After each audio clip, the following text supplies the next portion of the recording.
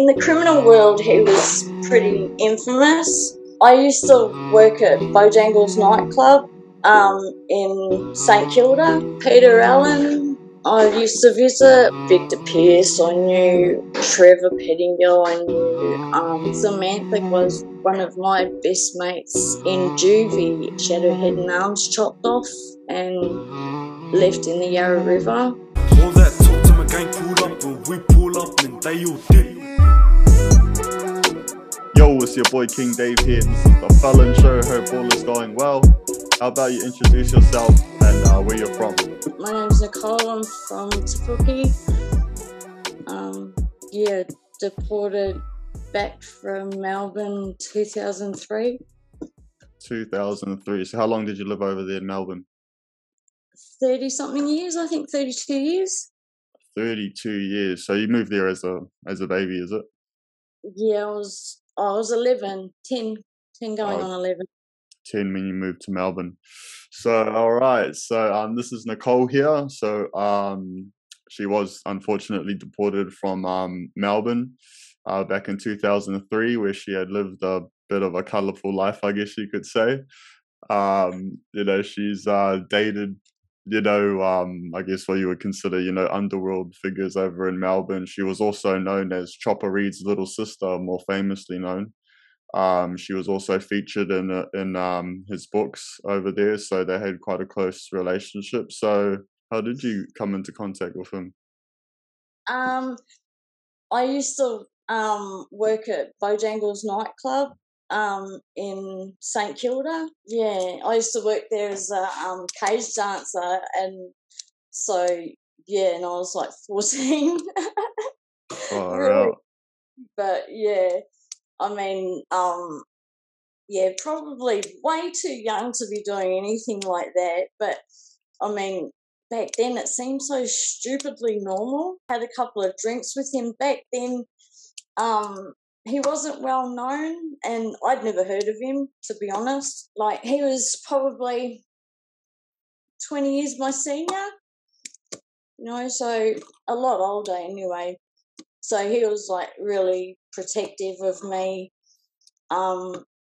Unfortunately, I was getting into the heroin really hard at the time, and he tried to run around and tell people, not to sell to me and whatnot.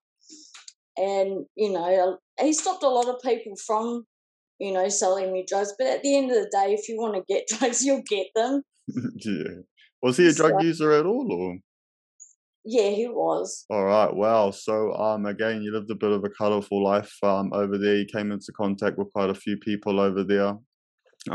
Quite a few well-known people in that world, in the criminal world. But I mean, I guess, 14 years old, being a cage dancer at Bojangles in St Kilda.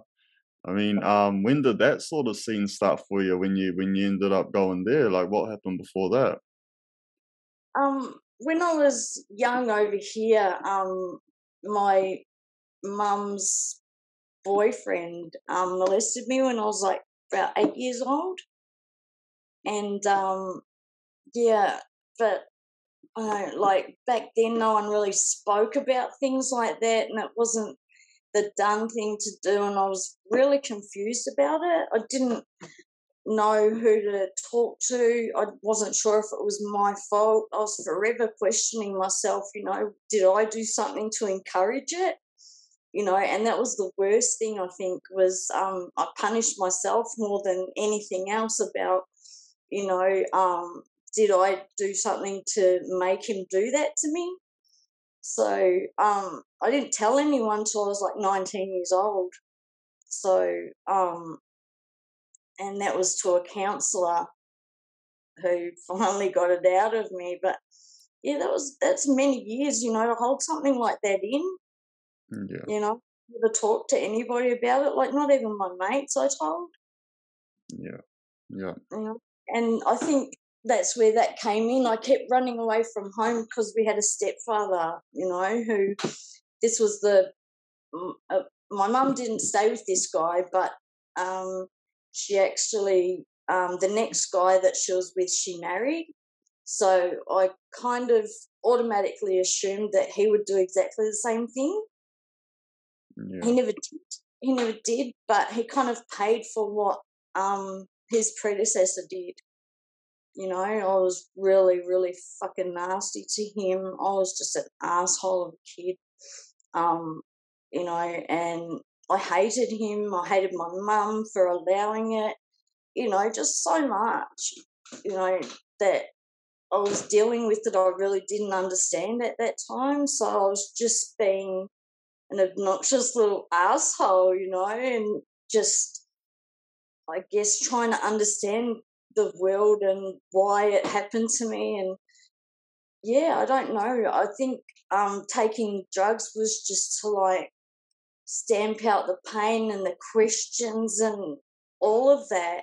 It was all around age 14. Like, I remember I was locked up first time ever 2 days after my 14th birthday, Wow. and that was in Winlayton. I think that's closed down now. I think that's completely gone. It used to be on Springvale Road in Nunawading. Yeah. That's not there anymore. Yeah. Yeah, it was a cool place. It was a really cool place. I used What to would you get really locked up for? running away from home. Oh, It was so, just, yeah, like it was, they'd lock you up just for 3 weeks. Can't remember what they called it. It wasn't actual charge or anything. It was just like uncontrollable child and type then thing. lock you up. Yeah, and they didn't separate you from the criminals either.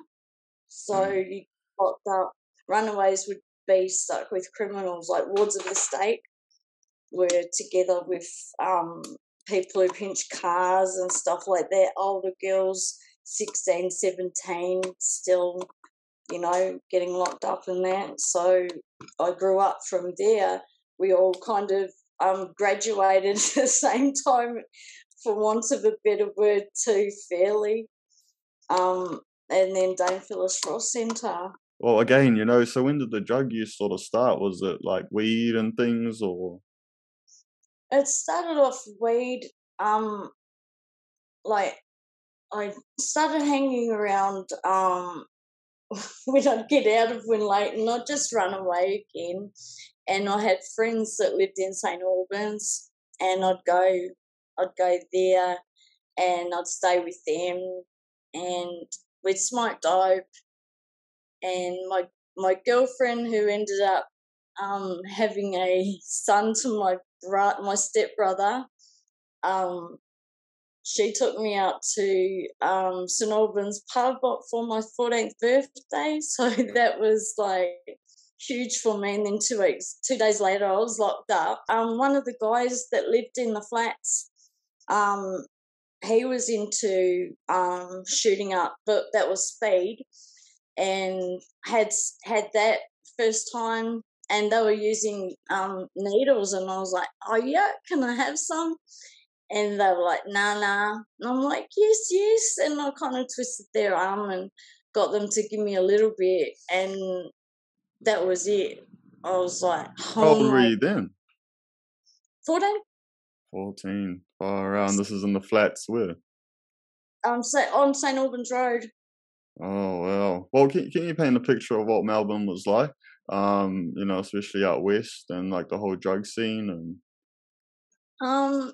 I think mostly from back then, there was big like Sharpies in town, in like Flinders Street Station. We always used to hang around Flinders Street Station and stuff. And the cops would always come and harass us, and we'd always be asking people for money to go and buy alcohol. Got myself a Lebanese boyfriend, and he was selling gear, so I was still into the speed right around then. The only reason I actually tried heroin was because of him. I just wanted to be on the kind of same level as he was. So All right. So when did you start working at Bojangles? How did that sort of start? I actually can't remember how I got into it. I remember I was friends with one of the drag queens that worked there because it was lay girls as well back then. So they had the drag, the drag queens and that doing their thing. Like the boyfriend that I told you about, that I was with, he was in and out of prison all the time as well. So I'd be in visiting D Division. I'd be taking in gear all the time. Oh, okay. So you were pretty much bringing in drugs for people. Yeah, yeah. So who were you visiting in prison over those years? Peter Allen, I used to visit. I used to go out with him for a bit. I used to, when I was going to see a lot of people, like on the visits, you'd see people as well. So when there was the police shootings, the Wall Street shootings and stuff, all those guys, like I was visiting during that time and when they were locked up. So I knew Victor Pearse, I knew Trevor Pettingill, I knew Anthony Farrell, who just passed away not long ago, about I think last year. I was still in contact with him. His girlfriend was a really good friend of mine from jail too. Her name was Nadine Coombs. And her cousin was Samantha Coombs, was one of my best mates in juvie, and she ended up being murdered. She had her head and arms chopped off and left in the Yarra River. Wow. And yeah, it was pretty brutal. So these names that you're mentioning, they're well known in Melbourne. You know, they're well known. You know, Allen and Pearse. These are well known names back in Melbourne. So you knew these people over the years. Yeah. The Pettingill, Allen, Pearse family. I guess I saw the mother, Kath Pettingill, I was in jail with her, but they were Dennis Allen was known as Mr. Death. He sold a lot of heroin back in the day in Richmond in the 80s, early 80s. Never really knew him too well. More knew Anthony and, of course, Peter. I started writing to him in jail. Yeah, Peter I just met through jail mail and ended up going to visit him and kind of like being his girlfriend, you know, but he was still in jail. He wasn't due out for years yet. Yeah, yeah. I think I was 19 or something when I was with him. Wow. So, what about like Victor Pearse and all that? So they're obviously famous for the police shootings and all of that, and also for armed robberies and that, isn't it? So, like, these are all well-known people. But so, how was he, that Victor? He was really cool. He was really cool. I had more to do with Gary Abdallah. He was shot by the police after, like, he was the one apparently who stole the car that ended up getting, like, he was there and everything. Was that the car that was left on the street? Yeah, For the police to come, so like a stolen car was left on the street. The police came to inspect it, and they were killed. They were both killed. Yeah, and he actually, they proved. I went to the coroner's court inquest to the police shootings inquiries because they shot phenomenal amount of criminals after this. They just went on a fucking rampage and just. You know, there was Richard Milanovich, or Mad Richard. A lot of people knew him He was really cool. He was crazy as fuck. But he was really cool. He'd just run up to a police car and like driving past in the middle of the road on Fitzroy Street, you know, and he'd go, you want to go to fucking King Richard, you know, and he'd bash his freaking chair. Scotty was fucking crazy. But he was always like running around with guns and shit like that. Also used to go to the underground tour schools, and that was interesting. That was a real eye opener. I think I was like 16 or something like that when I first got taken to a tour-up school, and like the movies that you see, and there's a door, and they have they slide a little slot open to see who's at the door, and that's exactly what it was like. There was this little like letterbox hole, and they just slide the thing open and just make sure that who you were, and then they'd let you in. Then you go in, and there's this room of full of people, and just one game of tour being played, and guys are standing there with their guns under their arms, you know, strapped to their you know, to their chest and shit, and that was just like normal. Who else did you come across, you know, in your time in Melbourne? Shit, you know, there's so many people. Not all of them that I knew very well. Jason Moran. Oh, okay, yep. I knew Alphonse Gangitano.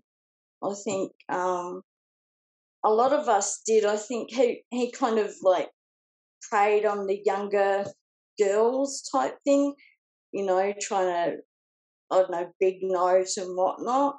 I was 16 and my boyfriend was getting out of prison, and I'd taken a whole heap of pills one day, and this was the day that I was supposed to meet him.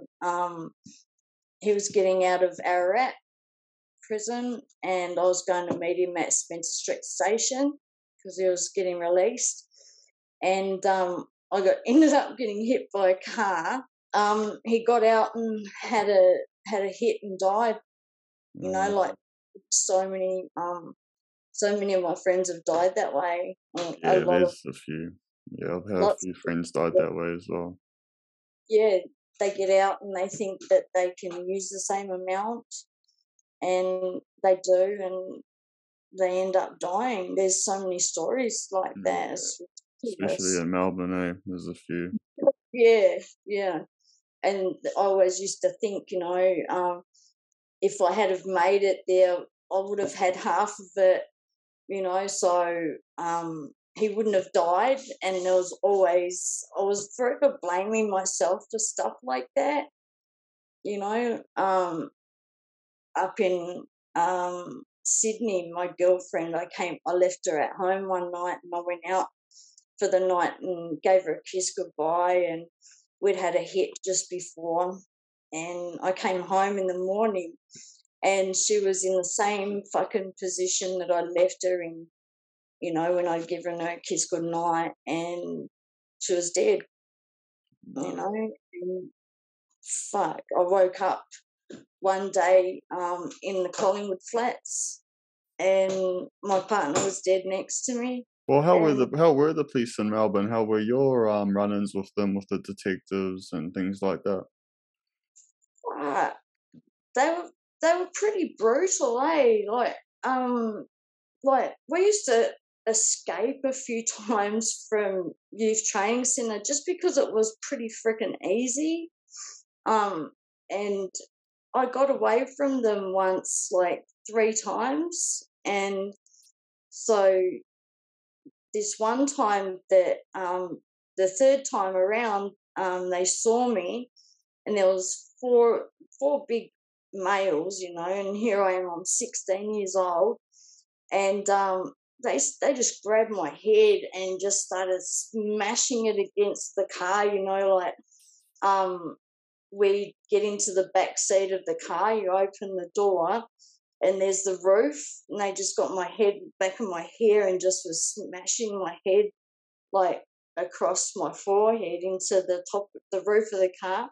This was like 4 o'clock in the middle of the day, excuse me, on Ackland Street, you know, heaps of people saw it. No one did jack shit. And I ended up getting charged for assaulting them, and I got 6 months. I mean, so you ended up getting deported in 2003, which in itself is quite a big thing because, you know, especially getting deported back then, that's quite serious, you know, or it's supposed to be anyway for someone to get deported back then because it was very rare in that time. But like before, up till that point, I mean, you know, through your adult years, what was sort of going on in your life up till that point? Um, it was mostly all to do with drugs. I had a lot to do with going through the drug scene and getting into trouble. Always burglaries. Always not so much stealing cars, but you know, selling drugs, trafficking. I never actually got caught doing that. Actually, that was only that charge at one time that I got caught. But that's when the Albanians and Romanians were starting to flood into Melbourne and whatnot. And then not long after that, the Asians came, and I don't know who's there at the moment doing what now. Well, how was your last jail sentence that you did? You were mentioning, you know, there was some issues with, you know, being connected with Chopper and all of that. Yeah, yep. The last time I went to jail, I went to Dame Phillips Frost Centre, which was pretty new in 1999, and I ended up getting beaten up by 8 girls for 4.5 hours, and I didn't know not one of these girls. They were all young. They were they were in their like early 20s, you know, stuff like that. And it was really, really strange. It was probably the first time I'd ever been back to jail in maybe over 12 months. And I didn't know not one person that was in jail at the time, which was, you know, almost unheard of. You know, you always know somebody when you go back. Yeah. And yeah, these girls just freaking started accusing me of being a dog, and started saying, you know, oh, you're Toppere's sister, and you know, and it's like, oh, fuck off! What, guilt by association? Like, even like, have you got? I don't know how anybody can call anybody a dog, a narc, whatever you want to call them, unless you have like proof in black and white. You know, like Yeah.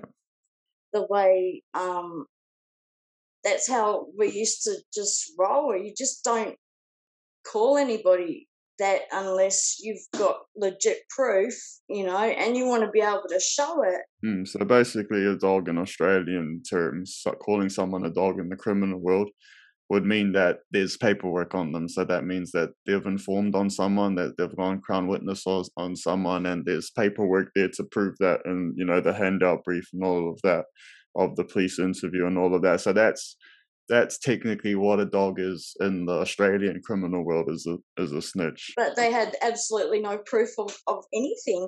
You know, Yeah, all they not had was the book. yeah. The book. So how was Chopper Reed's reputation at that point then for in that world?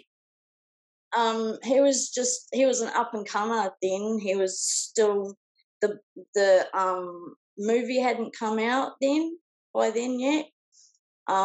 So in the criminal world he was pretty infamous. People in Melbourne don't much like him. They call him a dog. They call him this. They call him that. Well, why is that? Um, Why was it? How did that um, sort of start coming out?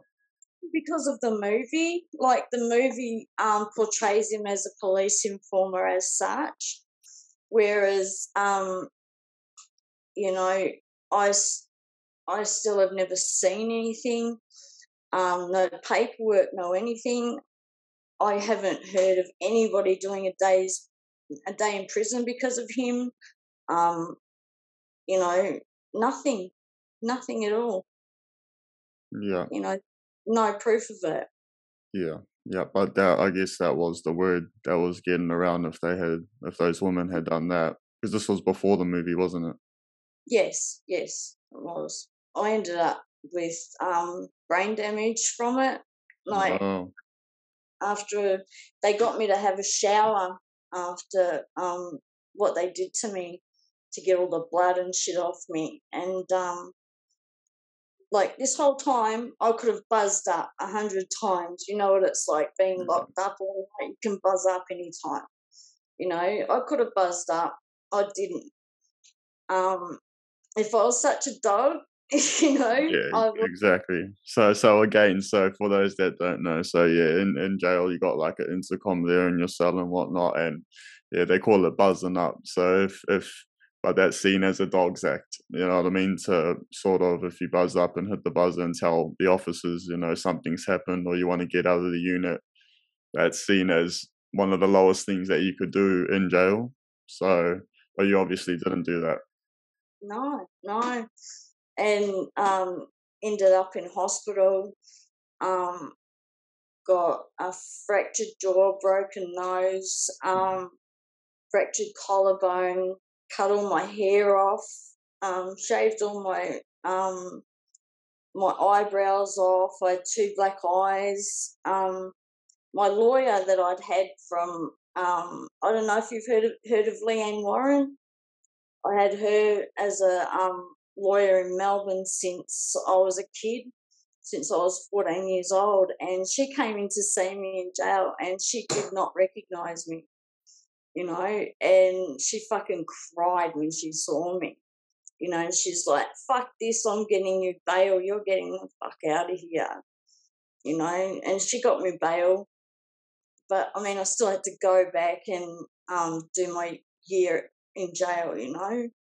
And this was when Mark's best mate gave me up, and his name was Dave Epstein. And they call him Dave the Jew. And yeah, we got paid to go and see some guy and tell him to get out of Melbourne, blah blah blah. And you know, the usual rule: no kids, no women involved. And we get there and tell this guy, you know, like Dave tells him what to do, and then there's this little kid running out and he's yelling to his son, "Call the police, call the police," and he just comes out throwing punches, you know, and I certainly don't blame him. He's got a young kid that he's there protecting, you know, and we didn't know.